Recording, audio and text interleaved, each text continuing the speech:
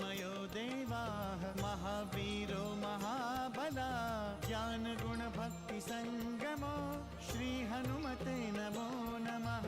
जय हनुमान संकट मोचन जय हनुमान। जय हनुमान संकट मोचन जय हनुमान। केसरी नंदन तिहु जगवंदन अंजनी सुत बलधारी। केसरी नंदन तिहु जगवंदन अंजनी सुत बलधारी। संकट मोचन नाम तुम्हारा संकट मोचन नाम तुम्हारा हर संकट पे भारी। जय हनुमान संकट मोचन जय हनुमान। जय हनुमान संकट मोचन जय हनुमान। संकट उसके निकट न आवे ले जो शरण तुम्हारी। संकट उसके निकट न आवे ले जो शरण तुम्हारी।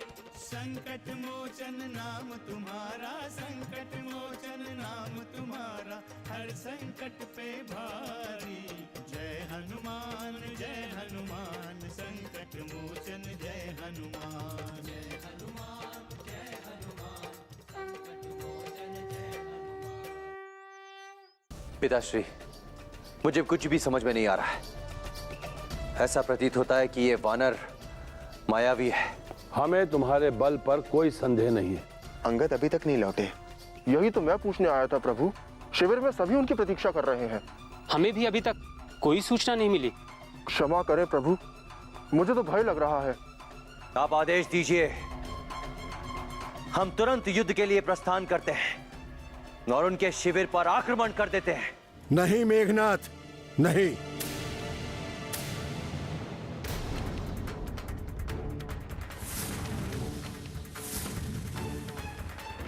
क्या हुआ नाना श्री,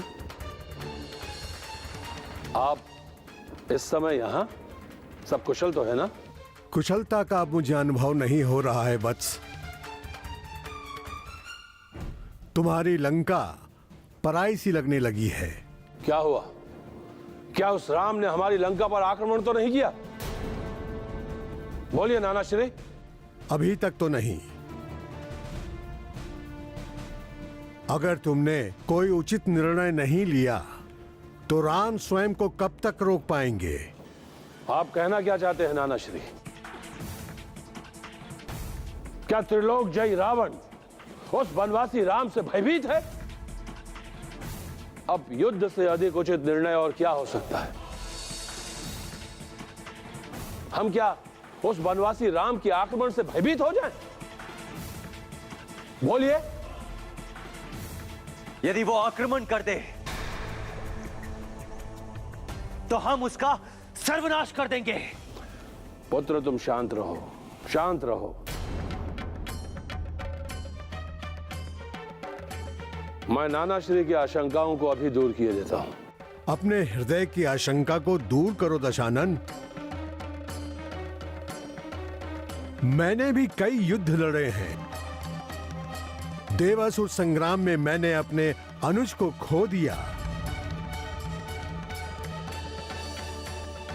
इसलिए मैं जो कुछ कह रहा हूं अपने लंबे समय के अनुभव के आधार पर कह रहा हूं।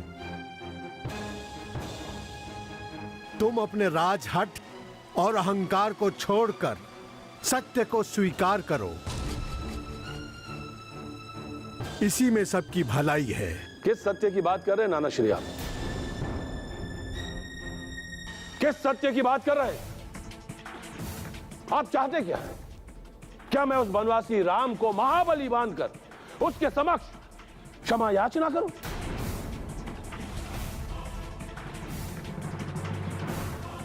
उस दीनहीन कुमार के समक्ष आत्मसमर्पण कर दूं मैं?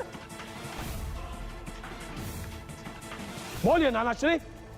राम को दीनहीन समझने की भूल मत करो दशानन। यह तुम्हारे जीवन की सबसे बड़ी भूल होगी। नीति के अनुसार राम को समान शक्ति वाला मानकर उससे संधि कर लो। सीता को वापस कर दो।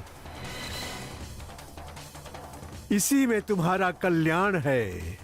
आश्चर्य है, घोर आश्चर्य, कि अभी तक आप अपने दौहत्र रावण को पहचान नहीं पाए। क्यों अपमानित करना चाहते हैं आप मुझे? क्यों? आप देख लीजिएगा नाना श्री कि यह वनवासी राम और इसकी वानर सेना लंका से जीवित नहीं लौटेगी, नहीं लौटेगी जीवित। श्री राम की शक्ति को कम आंकना भूल होगी लंकेश्वर। कुछ भी हो नाना श्री, परंतु एक बात तो निश्चित है, यदि किसी ने भी मुझे हतोत्साहित करने का प्रयास किया तो मैं उसे जीवित नहीं छोड़ूंगा, कदापि जीवित नहीं छोड़ूंगा, फिर वो मेरा संबंधी क्यों ना हो। इसमें क्रोधित होने की कोई बात नहीं है वत्स। मैं जो भी कह रहा हूं तुम्हारे हित के लिए कह रहा हूं। यदि मैं उस वनवासी राम से भयभीत होता तो मैं उसकी पत्नी सीता का हरण नहीं करता नाना श्री। लंकापति, देवी सीता का हरण करना ही अपने आप में एक अनुचित निर्णय था।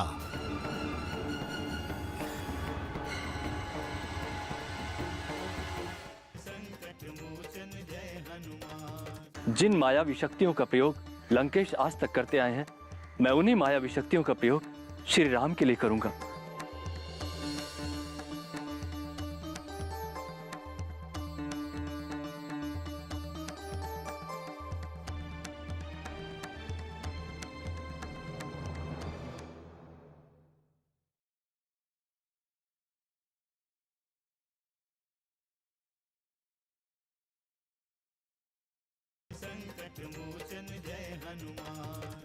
अभी भी समय है, उस भूल को सुधार लिया जाए। भूल मैंने नहीं की है नाना श्री, भूल उस वनवासी राम ने की है। उसने हमारी भागिनी शूर्पणखा का अपमान किया है, अपमान। अब आप बोलिए, ये दशानन लंकेश रावण अपनी भागिनी का अपमान कैसे सहन कर सकता था? नहीं कर सकता सहन।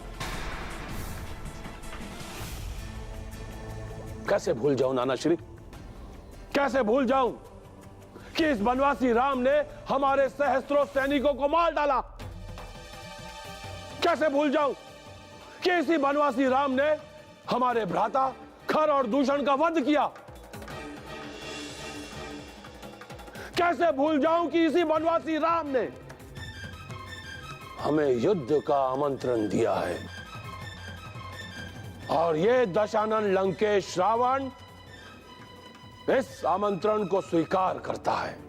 लंकेश, नाना श्री, दशानन लंकेश रावण कायर नहीं है और कायरों की भांति संधि करना हमारी प्रवृत्ति नहीं है। उस वनवासी राम से संधि करने से तो कहीं अच्छा है कि युद्ध में उससे लड़ते लड़ते वीर गति को प्राप्त हो जाऊं।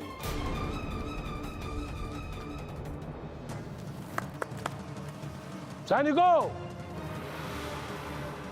महाराज की जय हो। महाराज की जय हो। जाओ और जाकर महामंत्री प्रहस को यह सूचना दो कि आज हम युद्ध की रणनीति पर विचार विमर्श करेंगे। इसीलिए सभी सेनापतियों का इस सभा में होना अति आवश्यक है। जाओ, शीघ्रता करो। जैसी आज्ञा महाराज। तुम्हारा अहंकार ही तुम्हारा सबसे बड़ा शत्रु है। अहंकार ने किसी को नहीं छोड़ा। कहीं ऐसा ना हो कि यही रक्ष वंश के अंत का कारण बने। मैं जा रहा हूं लंकेश। लंका का भविष्य अब तुम्हारे हाथों में है।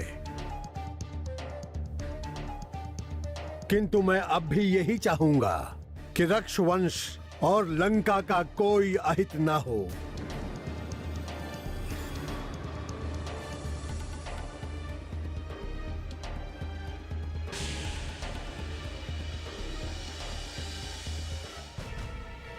पिताश्री, उन वानरों के आक्रमण करने से पूर्व हमें उन पर आक्रमण कर देना चाहिए। वो इस क्षण हमारे सीमा क्षेत्र में है। हमें उन्हें सोचने समझने का अवसर नहीं देना चाहिए। पुत्र, हमें युद्ध की रणनीति आती है। हम परिस्थितियों के अनुसार यथोचित निर्णय लेंगे। तुम्हें चिंता करने की कोई आवश्यकता नहीं है। जाओ, युद्ध की तैयारी करो।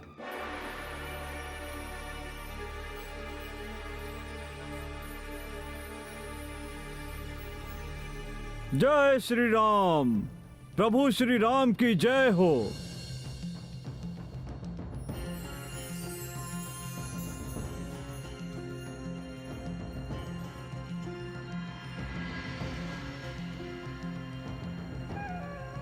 जय श्री राम। प्रभु, युवराज अंगद की प्रसन्नता बता रही है कि वो कोई शुभ संदेश लेकर आ रहे हैं। लगता है लंकेश रावण ने संधि प्रस्ताव स्वीकार कर लिया है। प्रत्यक्ष को प्रमाण की आवश्यकता नहीं होती है हनुमान।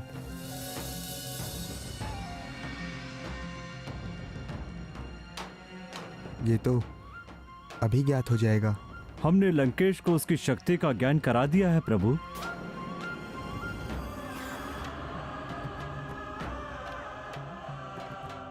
युवराज अंगद, मैं कुछ समझा नहीं।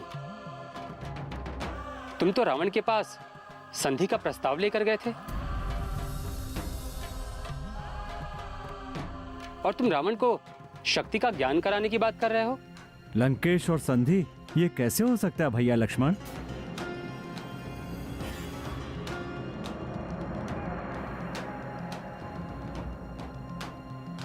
रावण का अहंकार तो आप। मैं जानता था युवराज अंगद, किंतु हमारे संधि प्रस्ताव का क्या उत्तर दिया लंकेश ने? उसने न केवल संधि प्रस्ताव अस्वीकार किया, अपितु आपकी शक्ति को चुनौती भी दी।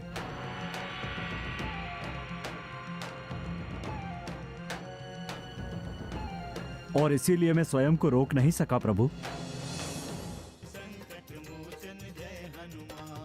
जिन मायावी शक्तियों का प्रयोग लंकेश आज तक करते आए हैं, मैं उन्हीं मायावी शक्तियों का प्रयोग श्री राम के लिए करूंगा।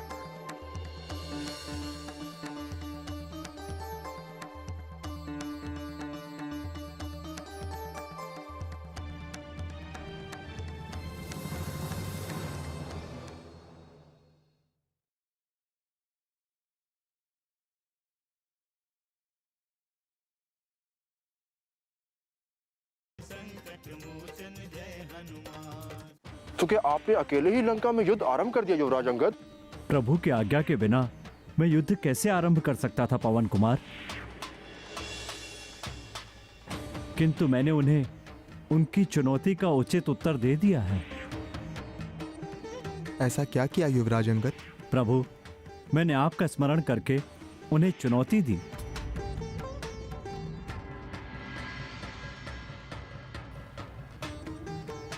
कि यदि लंका के किसी भी वीर में तनिक भी बल है तो मात्र मेरा एक पैर डिगाकर दिखा दें।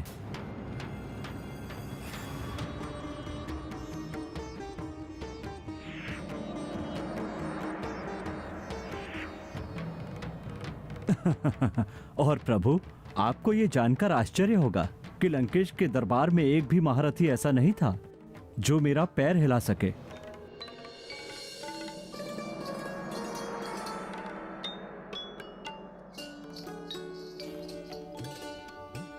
एक एक करके सारे योद्धा विफल हो गए। अंत में स्वयं लंकेश आ गया और जैसे ही मेरे पैर पकड़ने के लिए झुका, मैंने उसे रोकते हुए कहा कि आप ये क्या कर रहे हैं? यदि पैर ही पकड़ना है तो प्रभु श्री राम के पैर पकड़ो।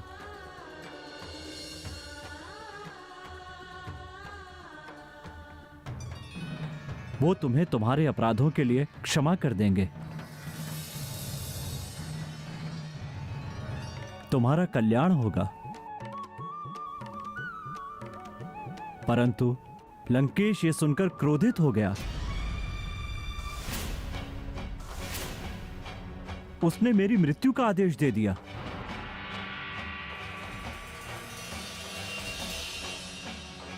फिर क्या हुआ युवराज अंगद? होना क्या था हनुमान, मैं कई राक्षसों का वध करते हुए वापस आ गया। भैया, अब विलंब बिल्कुल न करें। लंकेश के विरुद्ध युद्ध की घोषणा करें।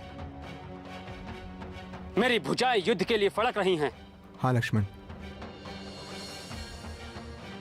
सीता की मुक्ति के लिए युद्ध के अतिरिक्त हमारे पास कोई और दूसरा मार्ग नहीं है।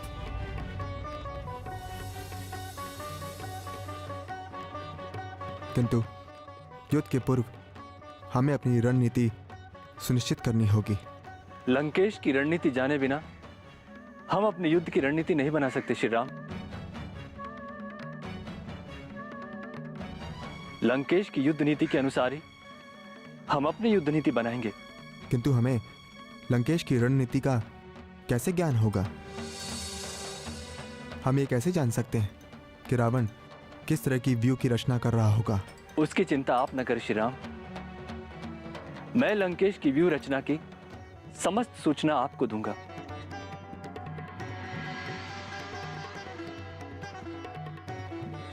किंतु आप यहाँ सवेल पर्वत पर रहकर लंकेश की युद्ध नीति कैसे समझ सकते हैं रक्षेंद्र? मैं रक्ष वंशज हूं पवन पुत्र, और हमारे पास कुछ मायावी शक्तियां हैं। जिन मायावी शक्तियों का प्रयोग लंकेश आज तक करते आए हैं, मैं उन्हीं मायावी शक्तियों का प्रयोग श्री राम के लिए करूंगा।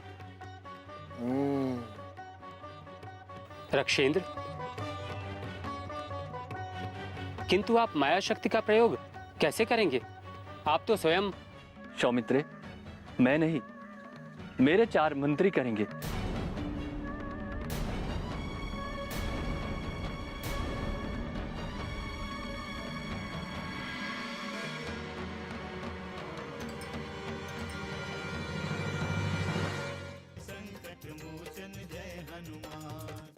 वे पक्षी के रूप में लंका में प्रवेश करेंगे और वहां जाकर सारी स्थिति का निरीक्षण करेंगे। और हम भली भांति जानते हैं कि वो लंकेश की युद्ध व्यूह की समस्त सूचना लेकर सुरक्षित लौट आएंगे। आपके मंत्रियों की सूचना मिलने तक हम यही प्रतीक्षा करेंगे।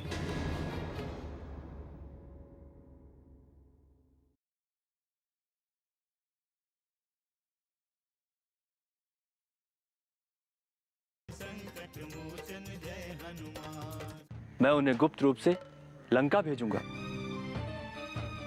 किंतु रक्षेंद्र, रावण से आपके मंत्रियों का गुप्त रूप तो छुपा नहीं होगा।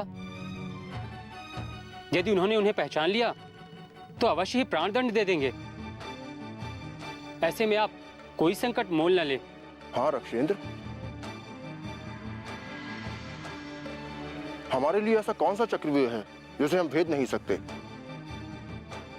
जहां प्रभु श्री राम हैं। हनुमान, ये विवाद का विषय नहीं है।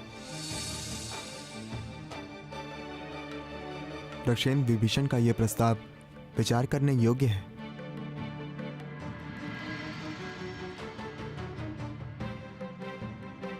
हमें युद्ध में पूरी सतर्कता रखनी होगी। मैं अपने मंत्रियों को सामान्य रूप में नहीं भेजूंगा प्रभु। मैं कुछ समझा नहीं महाराज विभीषण। वे माया शक्ति से पक्षी का रूप धारण करेंगे।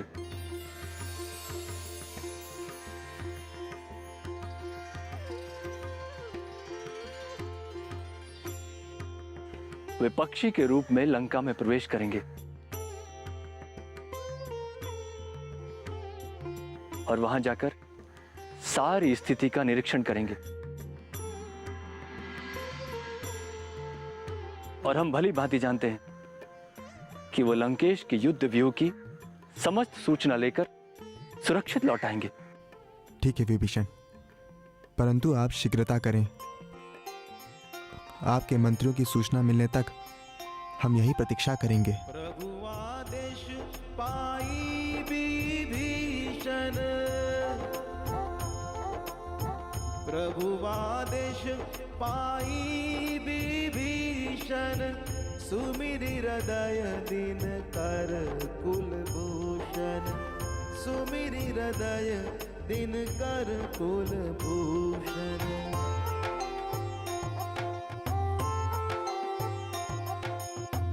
मंत्री अपने चारि बुलाए,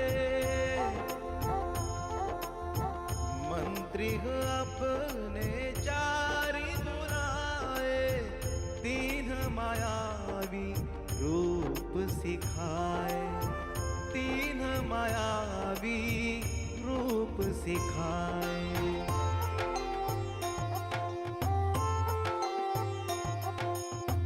पंछी रूप धरे पुनि तब ही, चले नाई सिर लंका सब ही, चले नाई सिर लंका सब ही।